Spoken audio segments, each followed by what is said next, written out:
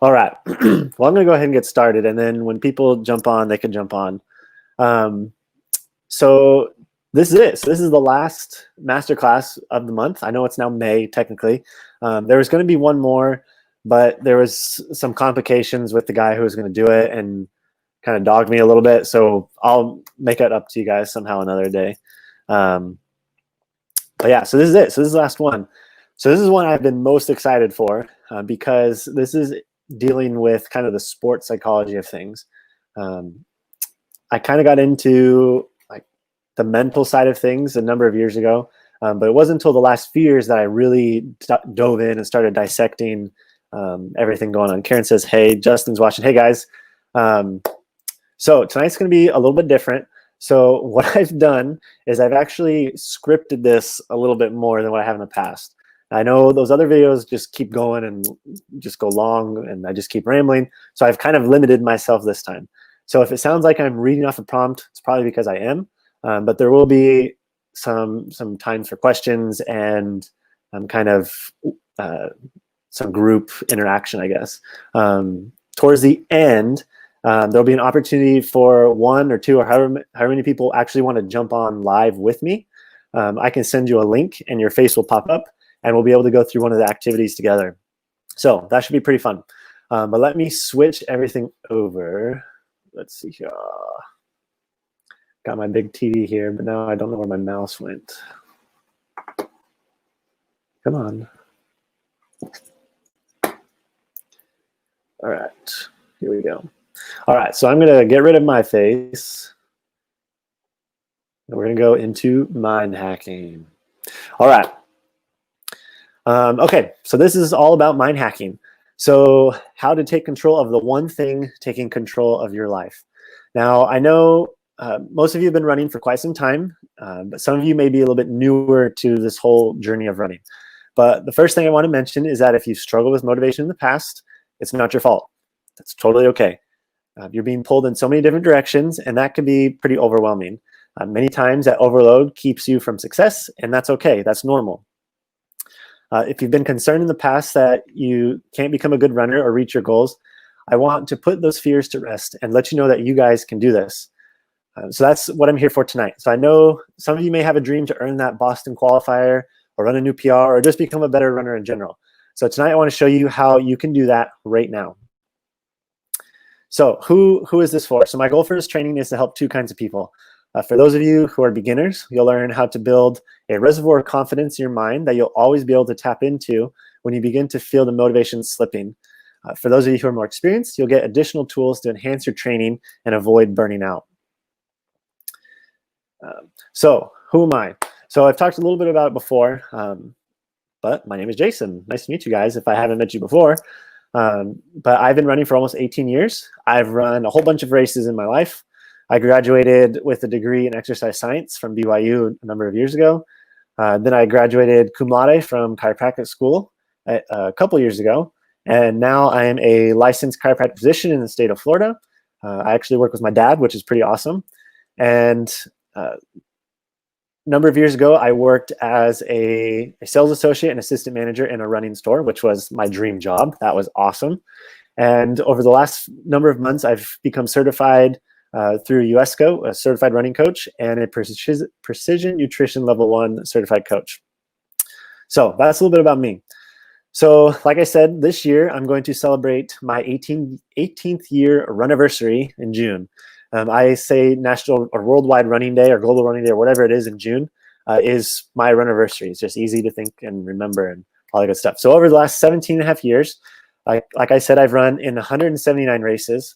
I've finished in the top 10 95 times, and I've won 13 overall races.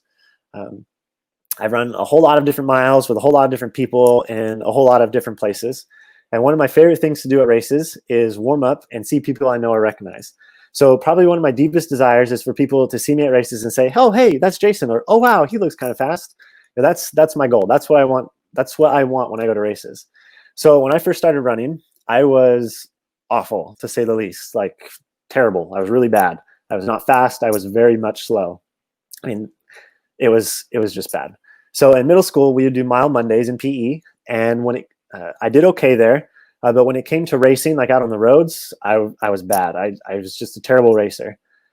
I started training with my high school team the summer before cross-country season started. There were 2 freshmen on the team. One of them was myself.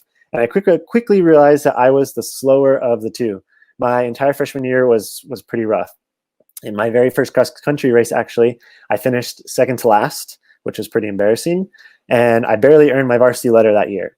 So at the end of the season, my coach said I wasn't much to look at, but if I had potential, or I had potential if I would stick with it. As much as I love my coach, that kind of stung a little bit, but at the same time, it lit a fire under me.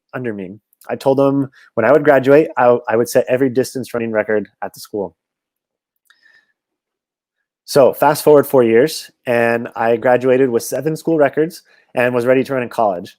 So my dream had always been to run for BYU out in Utah, which was one of the national powerhouses in the running world. I turned down a handful of other scholarships. Most of them were pretty close to home in Florida. I talked with the coach at BYU, and we decided that I need to run the first race of the year and try and walk on that season and be a part of the team that way. I trained in Florida the rest of the summer and felt like my training was where I needed to be. I ran really well. I was doing the miles I thought I needed to be doing. I was doing the speed I thought I needed to be doing. Things were feeling pretty good. So I flew out to Utah a week before school started, got everything moved into the dorms, had my roommate. I had a chance to do, based on when we flew in, I had a chance to do one more kind of solid speed workout right before that race. In fact, I did 4 by 1 mile repeats with a few minutes rest in between each one. And things felt great. I was super pumped. I was ready to go. So race day arrived, and I towed the line with the guys that I had only ever stalked on flow track or mile split. If you don't know what those are kind of the high school and collegiate sources for running knowledge.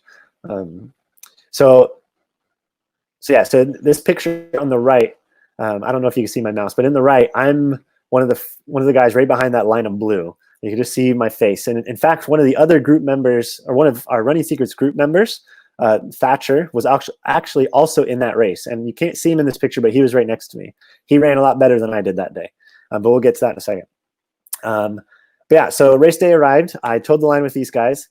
And this course was a pretty simple course. It was just 4 1-mile loops. And there were spectators the whole way. There were hundreds of people, several rows deep, the entire race. It was something like I'd never been a part of. So up to this point, the last 2 years of my running life consisted of me being in the front of the pack because I was one of the faster ones. I was always in the front. Well, not anymore. So I was definitely the small fish fighting for my life in this big ocean of runners. I was definitely out of my element. So I was quite a ways back after the race started and went through the 1 mile mark in around 5:30 or so.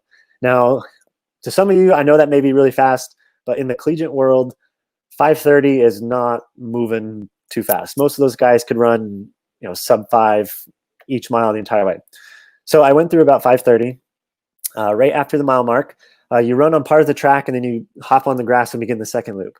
So at this point, the change in altitude started to kick in a little bit, and I went from feeling really great to feeling like I had never run a day in my life in a matter of minutes.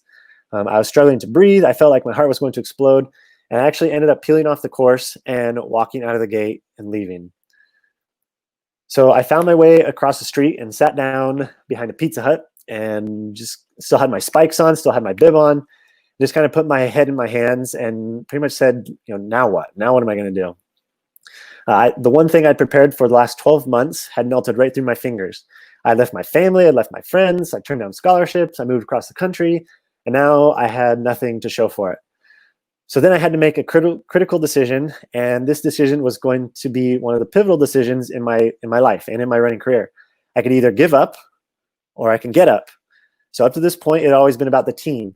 Everything I did was for them. Everything was about the team and finishing together. Now I had no one else to train for except for me. Do I call it quits or do I keep running?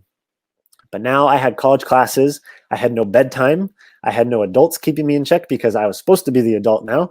But my immature 18-year-old self was feeling free. So I'd never run consistently on my own. I didn't have a season to train for. I'd always had either cross country or track or something. Now I was completely free. There was nothing there. But I made the choice that day that I wasn't going to give up, and I wanted to keep getting better. I wanted to be faster. I wanted to be known. But I had to learn self-discipline. I had to find the motivation. I had to learn to do the harder right instead of the easier wrong. But I had to find that flame of passion glimmering inside and not just keep it alive, but I needed to keep it growing. But how? Why? Why would I even do that now? So over the next several weeks, I discovered the new why, or my new why. I began doing certain activities to keep me going and focusing on me. I had an entirely new world to run in that I'd never run in before. It was completely new. I'd never run in Utah before. I had freedom to train however I wanted. I had no specific races to train for, but I had facilities like an indoor track at my disposal, an outdoor track at my disposal. Running wasn't just going to stop because I didn't make a team. So I decided I could either continue and still run races, and I could still compete. So I found 5Ks anywhere I could around campus, and I signed up for them. So I latched onto my purpose, and I kept going. I also learned how to tap into a new level of mental toughness. But it didn't come easy. So I struggled at first. It was pretty bad in the beginning. This was an entirely new climate for me. I was a Florida boy. I grew up in the sun with palm trees, and I wore flip-flops all winter. Now I was wearing boots and big jackets that weighed more than I did. So running in the snow was definitely a new challenge. I was used to running around, like I said, next to nothing in the Florida sun.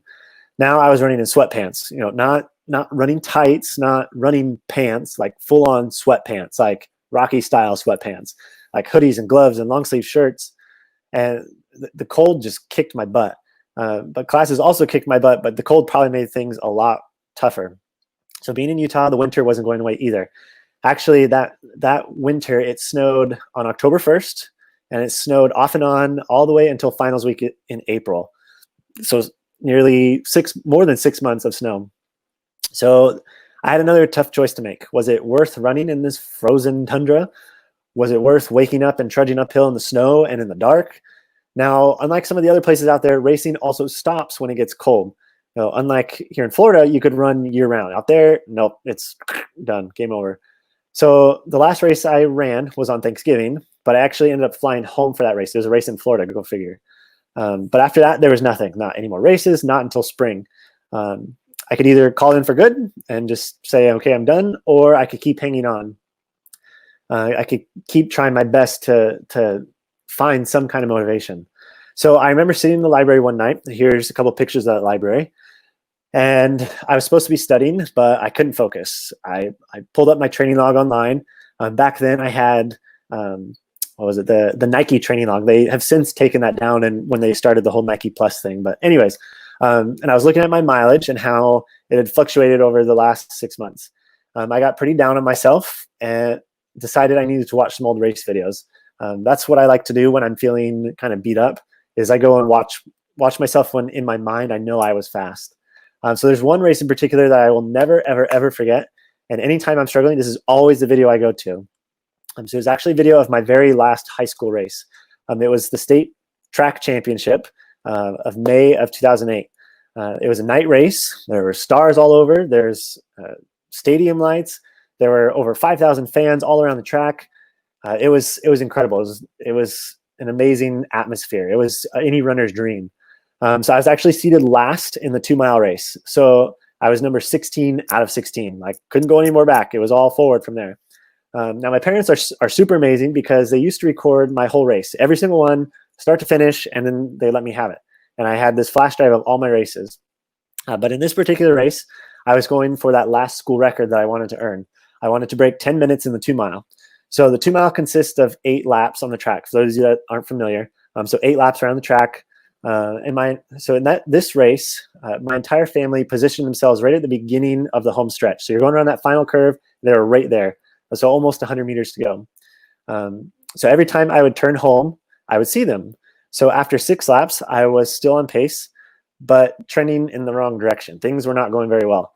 As I was hitting that home stretch on lap 7, it was like I was in the movies. I was about to begin the bell lap. The noise of the crowd started to go away, and I looked up and I saw my family there on the sideline. I saw them in the stands. I made eye contact with my dad, and just like in the movies, I didn't hear anything else except what I heard him say. Hang on to this, sister! Hang on! Let's go! So as I sat in the library watching that video, I made a decision right then and there that I was going to hang on. I wasn't going to give up. I had goals and I was going to accomplish them, period, whatever it took. So since that day, I discovered what I needed to do to run for myself. I learned how to be my own coach, which is what I've done the last number of years. And I truly believe that the sky's the limit when you learn how to tap into that mental reservoir like I talked about earlier. Now, I know not all of you have had the same experiences I had, but it's probably safe to bet that to some degree, each of you has felt backed into a corner. Whether that's in your running life, in your regular life, in your family life, whatever, you feel backed in, you feel trapped. And you've struggled to find motivation to keep going, or may have lost your purpose. Maybe you've wandered for a little while, but that's okay. I had always heard people say that distance running is more mental than it is physical, but now I truly believed it, and I still believe it. And that is a very big part of who I am, and it's 100% of what I preach. So mental training is just as critical to your success as a runner as your physical training is. Now, if you can maintain a fortress of fortitude in your mind, you will never fail. You will never fail. You may fall, but you will never fail. So this focus on building a mental base has not only worked for me, but it's worked for people like Desi Linden, Shalane Flanagan, Jared Ward, and a number of others. But just because these runners are professional, it doesn't mean they're immune or they get a free pass to things being easier. So Desi Linden credited her 2018 Boston Marathon win in the cold and the rain and the ice, as you can see, to her focus on developing grit and toughness leading up to that race. And the quote that she says all the time is keep showing up. She said, showing up day after day and putting in the work is what made the difference. Now, Shalane Flanagan, also an Olympian, won the 2017 New York City Marathon amongst a crowded field of elite runners, a race that she was not supposed to win at all. She attributes that win to her ability to visualize her happy place and have laser focus on her goals. Now, Jared Ward, which is one of my favorite runners, he actually went to BYU, which is where I went. He lost most of his senior year of cross-country eligibility due to a pretty bogus ruling by the NCAA. He basically ran a fun run when he was in high school, and somehow the NCAA found out and said, nope, you can't do this anymore, and you lost your eligibility, which he ended up appealing and won. But he lost his entire season except for the last 3 weeks. I think he ran in regionals and nationals. So rather than throwing the towel, he actually leaned into the challenge and started running and training for a marathon in the middle of cross-country season. So I don't know too many college seniors who are pumping in marathon miles. But he actually ended up qualifying for the Olympic trials that October in his debut marathon in Chicago. And then a few weeks later became an All-American at cross-country. So that's pretty crazy, right? So that leads us into what is mind hacking and the 3 secrets of mind hacking.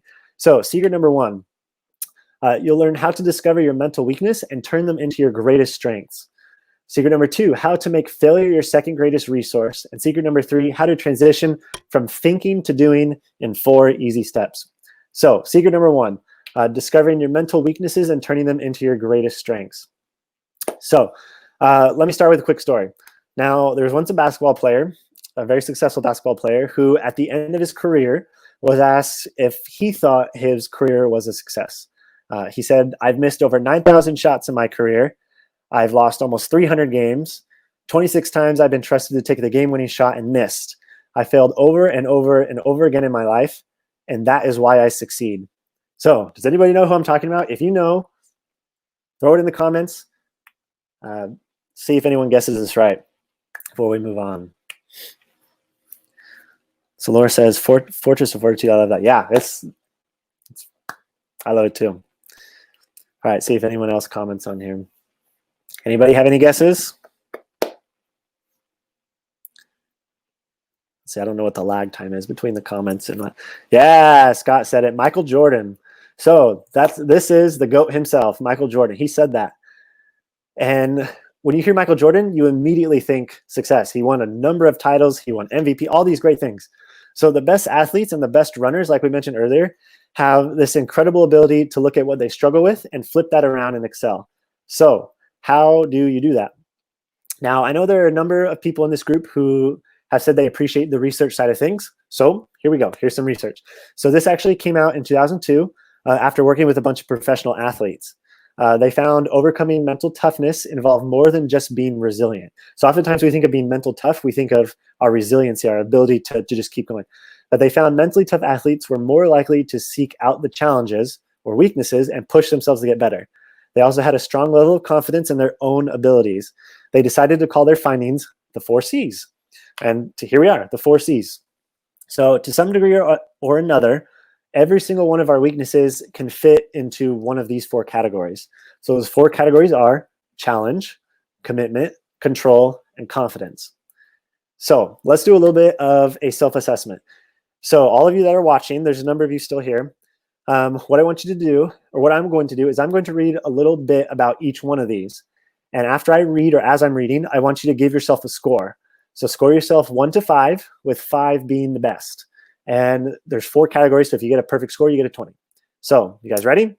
If you want, feel free to comment below, and you could say what your scores are as we go, or you can just write them down. But kind of be sure to do this assessment in your head, because this is one of the great ways that you can measure yourself and kind of see where you personally feel you are. So let's go. So number 1, challenge.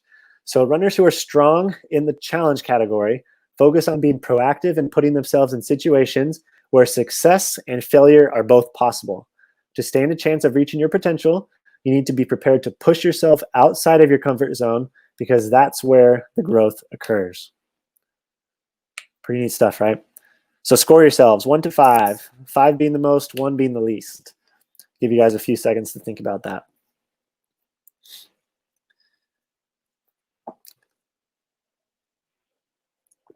All right, so let's move on to the second one. So the second one is commitment. So runners who are strong in the commitment category will not give up if they have promised to do something. Commitment is about your stickability, if you will. They keep on with their goals, even when they get difficult. To stick with something requires not only high levels of motivation, but also focus. So how would you guys rate your stickability? Give yourself a score, 1 to 5, 5 being the most, 5 being the best. How would you rate your commitment to things? All right, number 3, control. So runners who are strong in the control category, I should say control category, are strong in not only life control, but also emotional control. How often do you say, well, knowing my luck, or something like that? What about your ability to control your anxieties, frustrations, or anger? How would you rate yourself in your ability to grasp what you can control and not control? One of my favorite quotes is, you need to control what you can and not worry about the uncontrollables. So give yourself a score, 1 to 5, 5 being the best. All right, so last one.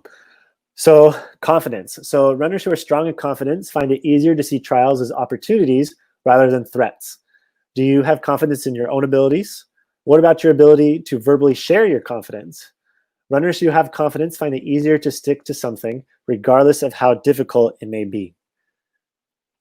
So that's the 4th one, confidence. So tally up your scores. You should have something out of 20. But how'd you guys do? I know for me personally, there's a little bit that I can work on in each category. Sometimes my confidence feels greater than other times. Sometimes my control is pretty low. Sometimes it can be high. But how'd you guys do? Think about that for a little while. Save those numbers. Come back to this assessment and think about that time and time again, and measure yourself. So let's think just for a moment. So what if you improved just 1% this week? You did this coming week. You did something this week to improve one of those areas 1%. You do one thing, then you do one thing every single week in one of these categories to be better. Not just nonchalantly do these things, but really tried to do one of these things. So Jess says she got 14. Not bad. Good job, Jess. That's better than I did. So that's really good. So yeah, so you do these things, you improve just by 1%, one single percent. So you now have 1 more percentage higher than you did last week. So think about in terms of money. So say you had, excuse me, say you had a certain amount of money and you did a little bit more each week, and you slowly began to grow that money.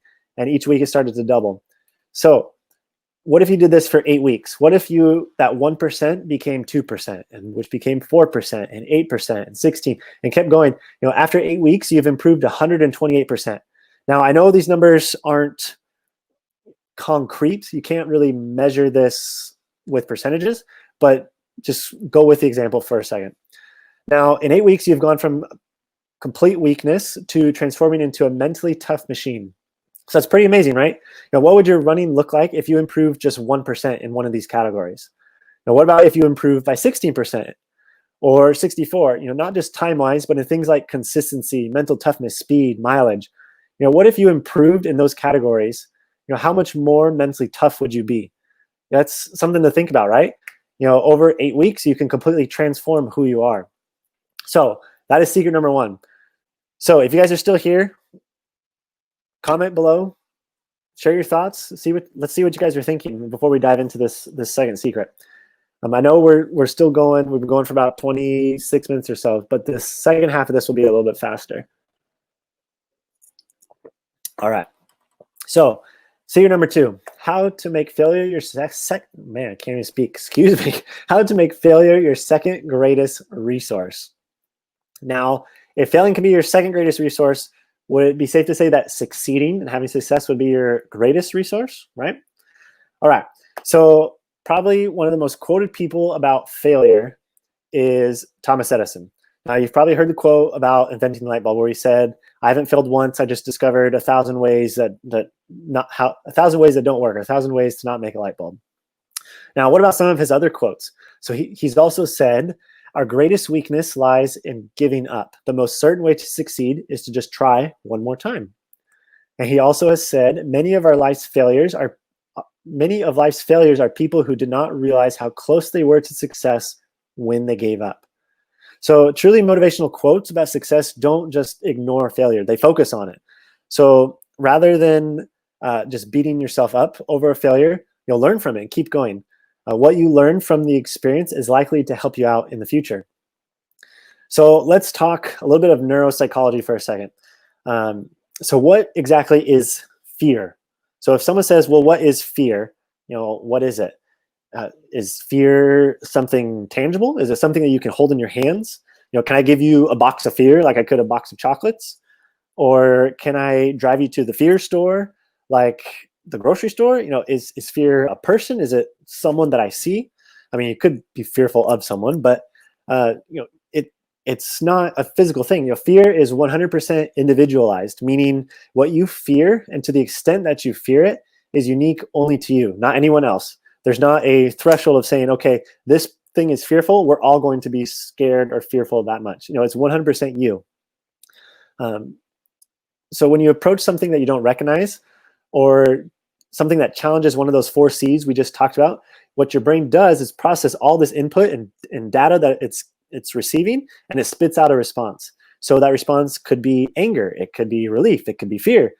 Fear is nothing more than a perception of your reality. So think about that for a second. Fear is nothing more than a perception of your reality. So let's bring that back to failure for a second. Now, you're probably thinking failure is a bad thing. That's what most of us have grown up being told, is when you fail, that sucks, like you've failed.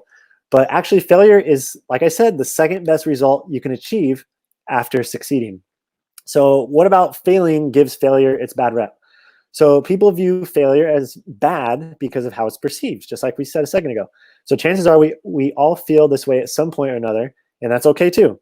Don't let fear of failing keep you in this box. So when we fail, there's 4 things that come from it.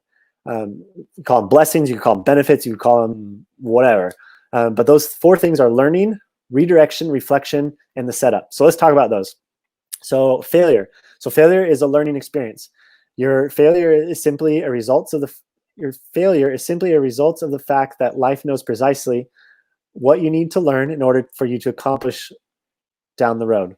You learn through experiences, and that includes failing. But you can also look back at any point in your life and see that those times that you thought you were failing in a moment turned out to be something else that has brought you to where you are now. Oh, boom. I know that's a lot to take in. So let's go over that again. So you learn through experiences, and that includes failing. But you can also look back at any point in your life and see that all those times that you thought you were failing in the moment turned out to be something else that has brought you to where you are now.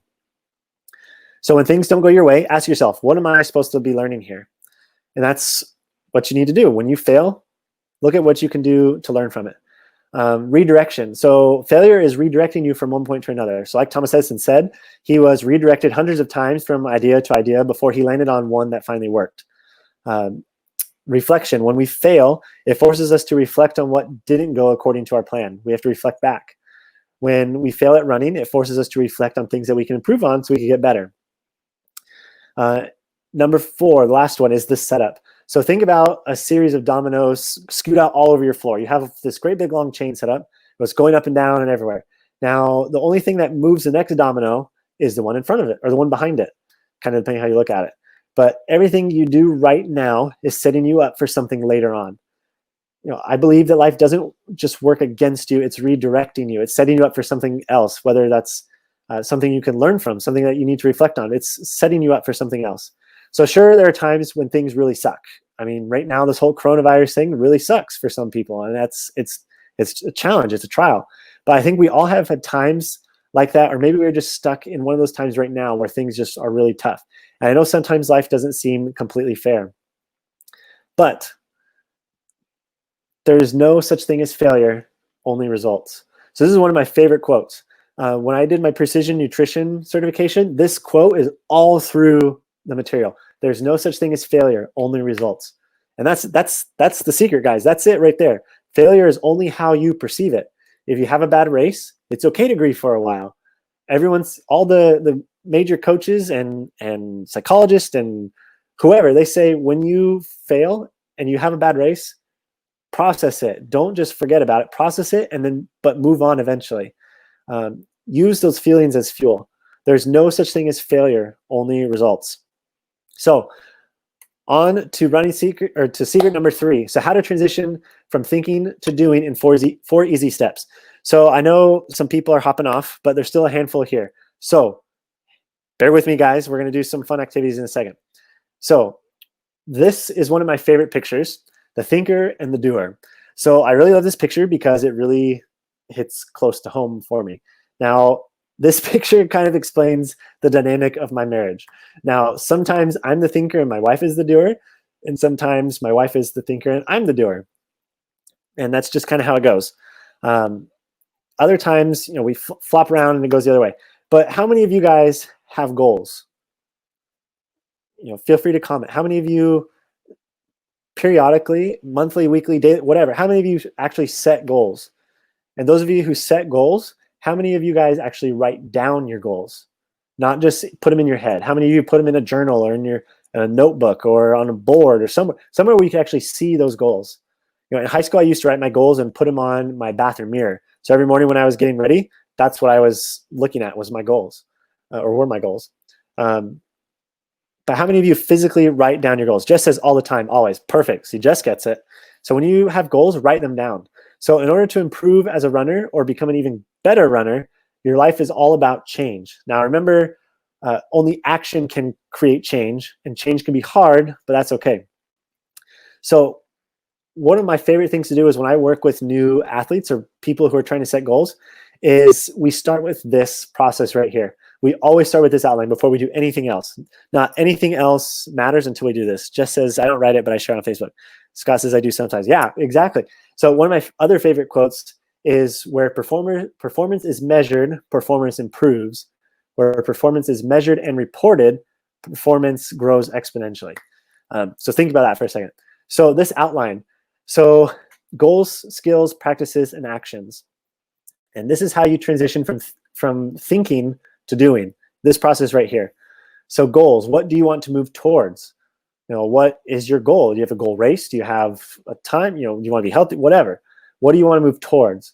What skills? So skills, what are your abilities and competencies that you can move, that can move you towards that goal? So what can you do, or what are you good at that can help get you there? That leads into practices. What exercises and applications can you do to help build those skills? And then actions. So what small, specific tasks can you do easily, daily, or as often as possible to build automatic practices and habits? So here's an example for me. So this is me right now. So what my goals are, one of my goals is to have a 5K PR this year. So that's my big goal. So next level is skills. So what abilities and competencies do I have that can move me towards that goal? Well, I have experience. I've been running for a number of years. I have knowledge of how to train. I've read a bunch of books on running. I have the ability to run 5 to 6 days a week. Those are all skills and abilities that I have right now. So what practices, what exercises and applications can I do to help build those skills, make those skills even better? Well, I can go to bed early, so I can wake up early. I can stay up to date with what the professionals are doing to improve. I can strength train 3 times a week. I eat well. There's a bunch of things there. And then that leads into actions. So actions. So what small specific tasks can I do easily or daily?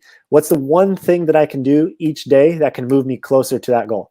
Well, I can set out my running clothes before I go to bed. So that helps me when I wake up in the morning. I don't have to try and find where my clothes are. I just know where they are and I put them on and go. I can make sure my watch and headphones are charged before I go to bed.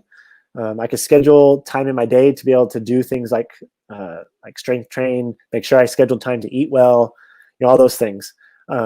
Basically, my goal is to eliminate all the things that could be used as an excuse. So thank you guys so much for hopping on. I know we've been going for a little while. I know you guys can do it. I believe in you guys. I hope this month has been fun. There's been some learning along the way. But I'm glad that you guys are here, and I'm glad that we're able to continue to grow our running family. So if you ever need anything, please feel free to reach out to me. I'm always here. There's plenty of educated runners in this group. Feel free to post comments, questions, share your wins, post about the things that you're struggling with. Be as accountable to others as you can. But yeah, that's it, guys. So that's mind hacking, and that is the end of our April masterclasses.